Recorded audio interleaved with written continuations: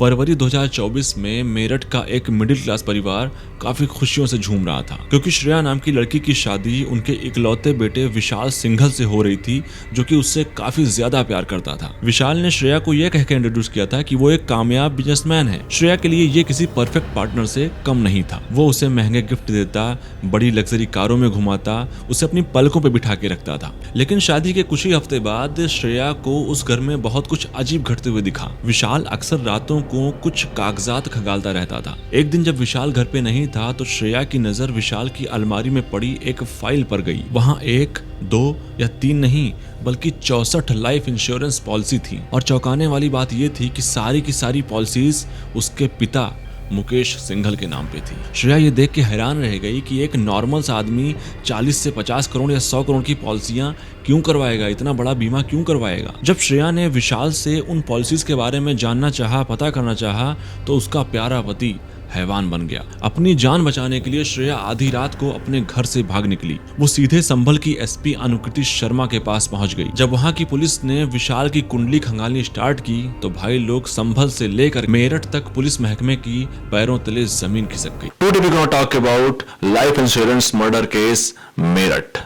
नाम विशाल सिंघल, उम्र 38 वर्ष। वह मूल रूप से उत्तर प्रदेश के हापुड़ जिले के एक गांव का रहने वाला था, लेकिन तकरीबन 15 साल पहले उसका पूरा परिवार मेरठ के गंगानगर इलाके में शिफ्ट हो गया था। उसके पिता मुकेश सिंघल एक छोटा सा फोटो स्टूडियो और एक जेरोक्स की दुकान चलाते थे, जबकि विशाल दुनिया के सामने खुद को एक बिजनेसमैन के तौर पे पेश किया करता था। विशाल के घर की कहानी किसी को भी रुला सकती है।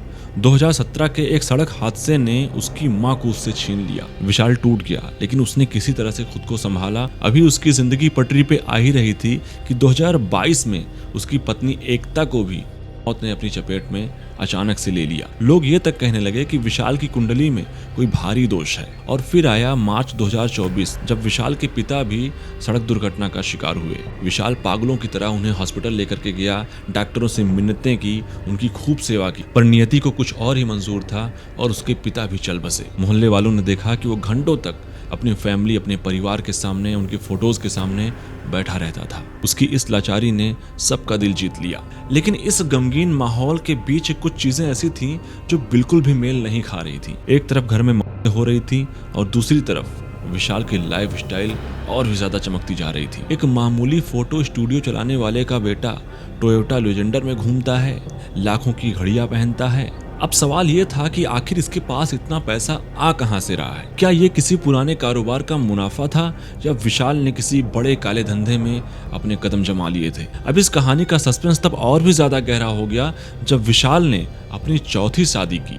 लेकिन शादी के चंद हफ्तों बाद ही श्रेया को ऐसी ऐसी फाइलें मिली जो कि भाई लोग लिटरली बता रहा हूँ कि शायद ही इस दुनिया का कोई बंदा ऐसा कर सकता है। श्रेया ने जो देखा था वो किसी डरावनी फिल्म से कम नहीं था। वो फाइलें इंश्योरेंस यानी कि बीमा की थी, पर 1 या 2 नहीं बल्कि पूरे 64 बीमा पॉलिसियां। और सबसे ज्यादा चौंकाने वाली बात ये थी कि हर एक पॉलिसी उस इंसान के नाम पे थी जो कि अब इस दुनिया में नहीं है। श्रेया को समझने में देर नहीं लगी कि अगली अब उसकी उठने वाली है, क्योंकि उस पे भी विशाल ने दबाव बनाया था। जब उसको मालूम चल गया कि अब ये सारी बातें श्रेया जान चुकी है, तो उसने भी इस पे दबाव बनाया था कि वो भी किसी पॉलिसी पे साइन करे।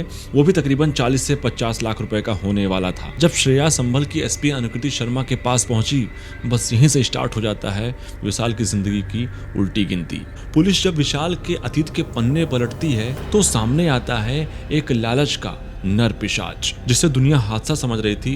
दरअसल विशाल का वो एक प्लान था। असल में विशाल ने ही अपने पिता मुकेश को गाड़ी से टक्कर मरवाई थी, और जब पिता वहां बच गए और हॉस्पिटल पहुंच गए तो इस दरिंदे ने आधी रात को हॉस्पिटल में घुसकर आईसीयू वार्ड में जा करके अपने ही पिता का गला किया। आखिर क्यों?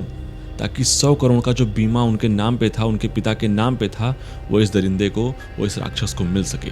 22 जून 2017 को इसने अपनी मां के साथ, प्रभा देवी के साथ भी यही कांड किया था। उनको भी ऐसे बाइक से टक्कर मरवाई थी, और जब वो उस एक्सीडेंट में बच गई तो इस बंदे ने किसी भारी सामान से या पत्थर से उनका सर दिया। अकॉर्डिंग टू सोर्सेस इसने अपनी माँ के लिए भी उनके नाम पे भी 25 से 80 लाख रुपए की इंश्योरेंस पॉलिसी करवा रखी थी। अब यहाँ से कहानी और भी ज्यादा भयावह तब होती है जब पुलिस को ये मालूम चला कि विशाल ने कुल 4 शादियां की थी, जिनमें हर एक शादी किसी न किसी विवाद, किसी न किसी मर्डर से जुड़ी हुई थी। 2020 में इसकी पहली पत्नी एकता सिंघल को इसने उल्टी दस्त के चलते मेरठ के एक हॉस्पिटल आनंद हॉस्पिटल में भर्ती कराया था और हॉस्पिटल से डिस्चार्ज होने के 1 दिन बाद ही उसकी मौत हो गई।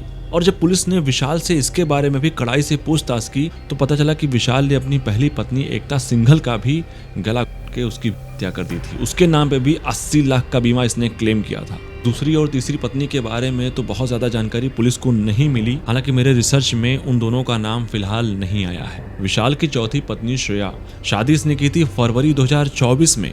दरअसल विशाल ने श्रेया पर भी बहुत सारी पॉलिसीज पे साइन करने का दबाव बनाया था, पर श्रेया के इनकार करने पर विशाल ने उसकी रीढ़ की हड्डी तक को तोड़ने का ट्राई किया था। जब श्रेया उस घर से अपनी जान बचा करके निकली और वो पहुंचती है संभल की एसपी अंकित शर्मा के पास, और उसने इवन एक पत्र भी लिखा योगी आदित्यनाथ को, जो यूपी के मुख्यमंत्री हैं, कि ऐसी ऐसी घटना यहाँ पे घट रही है। इतना सब होने के बाद अब तारीख आता है 29 सितंबर 2025, जब इस के सौदागर का अंत हुआ। विशाल सिंघल को पुलिस ने धर दबोचा। श्रेया की हिम्मत ने न सिर्फ उसकी जान बचाई बल्कि उन मासूमों को भी इंसाफ दिलाया जिन्हें विशाल ने महज नोटों की गड्डियों के बदले मिट्टी में मिला दिया था।